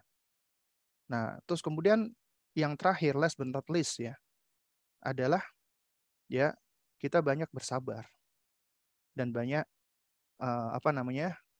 meminta pertolongan kepada Allah Subhanahu wa taala. Karena kita cuma bisa berusaha. Adapun hasilnya ada di tangan Allah Azza wa Jalla. Yang penting kita terus usaha akhdul asbab. Nah, Ustaz, bagaimana menghadapi ujian dikaruniai anak yang tidak saat ini tidak yang tidak saat ini tidak menurut yang saat ini tidak nurut dan patuh sama orang tua, keras dan suka melawan, memarahi orang tua hingga memutuskan komunikasi dengan ibunya. Anak sudah besar, mulai kuliah, ayahnya dan keluarga belum bisa menasehati. Mohon nasihatnya bagi ibunya yang menjadi bersedih dan bagi anaknya yang menjadi anak yang agar anak menjadi soleh. Jangan pernah sedikit pun lupa dan meninggalkan doa. Doa Anda, wahai ibu, doa yang mustajabah. Ya, cepat atau lambat Allah akan kabulkan doa Anda. Seburuk-buruk anak Anda, jangan berputus asa untuk terus mendoakan. Cari waktu-waktu yang mustajabah. Ya, cari waktu-waktu yang mustajabah. Ketika Anda tahu ya bahwasanya di hari Jumat di waktu petang ya ataupun di waktu ba'dal asar itu ada waktu yang mustajabah. Kemudian di antara azan dan iqamat itu ada waktu mustajabah. Kemudian ketika Anda misalnya sedang safar, itu waktu mustajabah. Kemudian ketika lagi turun hujan, itu waktu mustajabah. Ya. Dan banyak waktu-waktu mustajabah. Gunakan itu semua untuk memohon kepada Allah agar Allah memberikan ya hidayah dan taufiknya. Karena nggak ada yang bisa memberikan hidayah taufik kecuali Allah. Kemudian yang kedua, ya banyak bersabar menghadapi anak. Tetap bersikap dan menyikapi dengan kebaikan. Ya, sabar dan terus bersikap baik ya. Artinya kita tetap menunjukkan perhatian dengan dia. Ya, kita tetap misalnya pada saat kita telepon dia tanya bagaimana kabarnya ya. Kemudian kita sampaikan kalau ibu sayang sama kamu nak ya. Ibu pengen yang paling baik buat kamu. Intinya kita tunjukkan kasih sayang kita untuk sang anak tadi ya. Nah, kemudian yang terakhir, last but not least ya. Jadi saya katakan last but not least ini bukan artinya cuman ketiga langkah ini saja ya, tapi karena memang waktu ya, jadi cuma kita ringkaskan menjadi 3 poin ini, yaitu yang ketiga adalah ya uh, juga kita ajak orang-orang sekitar ya, termasuk suami atau bapaknya anak kita tadi, untuk juga evaluasi, untuk introspeksi, ya semampu kita. Artinya selain anak dituntut untuk berubah, maka kita pun juga harus belajar berubah, ya termasuk pasangan kita dan orang-orang di sekelilingnya, ya. Dan kita pun nggak bisa sebenarnya menuntut perubahan itu. Allah yang bisa merubah. Yang bisa kita lakukan adalah usaha ikhtiar dan yakin dengan keputusan Allah. Yakin dengan apapun yang Allah putuskan itulah yang paling baik. Ya. Dan jangan pernah berputus asa. Itu kuncinya. Nah, Ustaz sebagai seorang wanita, istri dan ibu tentu tidak selalu dapat kuat dan tegar. Memang benar. Ya nggak ada orang yang selalu bisa kuat dan tegar. Karena itu kekuatan dan ketegaran sesuatu yang harus terus diupayakan. Dan faktor-faktor tadi itulah yang kita pelajari yang dapat mengupayakan kekuatan dan ketegaran tersebut. Ada kalanya kita merasakan lemah, putus asa, sedih. Benar. Itu manusia, kita lemah. Kita khawatir, kita gelisah, kita takut. Dan itu bagi orang-orang beriman sinyal, tanda dari Allah agar segera inabah kembali kepada Allah. Karena ketika seseorang merasa gelisah, merasa takut, merasa khawatir, ya, dan ya, ada emosi-emosi dan perasaan-perasaan yang tidak dia senangi, itu berarti tanda dari Allah agar dia segera kembali mendekat kepada Allah. Karena hanya Allah lah yang dapat menghilangkan itu semua. Ya. Bolehkah istri itu bercerita tentang segala keluhannya kepada semua sebagai tempat bertukar cerita, hanya bercerita bukan marah atau menuntut apapun? Boleh-boleh saja kita curhat kepada orang yang kita kenal, yang thiqah, yang kredibel, boleh. Anda boleh bercerita dengan tulisan Anda punya jurnal, Anda menuliskan di dalam jurnal Anda, boleh. Anda punya suami, Anda curhat kepada suami, boleh. Anda punya orang tua, curhat kepada orang tua, boleh. Anda punya sahabat, curhat kepada mereka, boleh. Ya, tapi cari orang-orang yang memang dia thiqah, bisa dipercaya. Jangan curhat di media sosial, jangan curhat di hadapan banyak orang. Itu suatu hal yang tidak ada manfaatnya. Toh tetap ketika Anda curhat kepada mereka, ya, itu mereka tetap nggak akan bisa menolong Anda. Satu-satunya yang bisa menolong Anda adalah Allah. Karenanya jangan lupa untuk curhat kepada Allah. Ya. Dan memang ketika kita sudah menyampaikan, kita mungkin lebih lega. Ya. Nah, apalagi kalau Anda curhatnya kepada Allah. Dijamin jauh lebih lega dibandingkan ketika Anda curhat kepada manusia. Ya. Karena Anda takut suka cerita menjadi istri yang disebut kufur nikmat. Padahal maksudnya tidak ke arah sana dan sudah berdoa dan mengeluh juga kepada yang maha menguatkan. Jazakallah khairan Ustaz. Ya. Ya, jadi intinya itu suatu hal yang sifatnya boleh-boleh saja, mubah ya. Jadi tidak apa namanya mengapa, asalkan tadi ya sebagaimana yang sudah saya sampaikan, artinya tidak tidak sampai ya kita malah apa namanya kayak lebih banyak mengeluhkan sehingga orang itu menjadi tidak nyaman dan kemudian kita curhat ya pilih-pilih dong ke orang yang memang apa kita percaya ya seperti itu. Udah jam berapa nih? Mungkin terakhir ya, karena udah Ustaz, pukul setengah. Ya. Ustaz Asif Jidan, ini ada Umu Dafa yang mau raise hand. Boleh bertanya langsung, Ustaz? Oh ya baik, mungkin ini yang terakhir ya kali. Baik. Umu Dafa, tafadol Umu Dafa.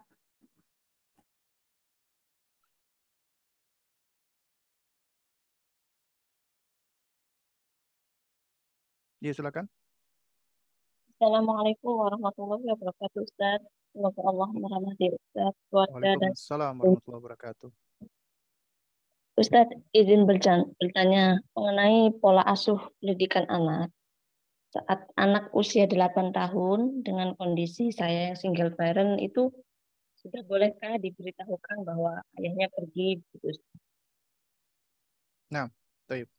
Apakah akan mempengaruhi psikologis-nya ataukah memberitahunya nanti gitu? Karena kepergian ayahnya itu nggak jelas gitu Ustaz kemana. Jadi saya kadang saat dia menanyakan, saya berbohong terus takut berdosa, tapi jika saya beritahu kenyataannya, takut dia membenci ayahnya. Seperti itu, Ustaz. Nah, Boleh baik. dilakukan. Baik ya.